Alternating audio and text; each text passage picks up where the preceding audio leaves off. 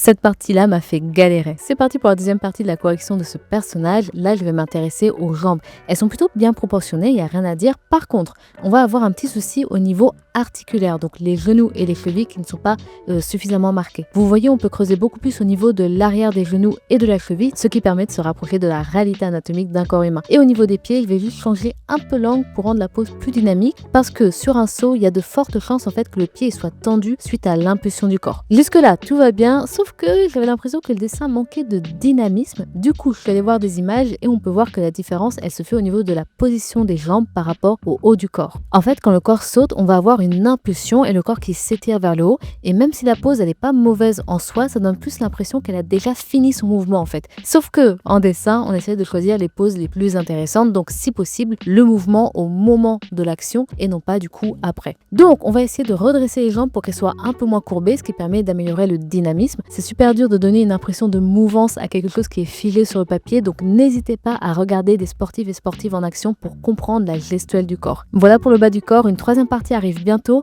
En attendant, si toi aussi tu souhaites une correction gratuite sur un de tes dessins, alors n'hésite pas à m'envoyer un DM.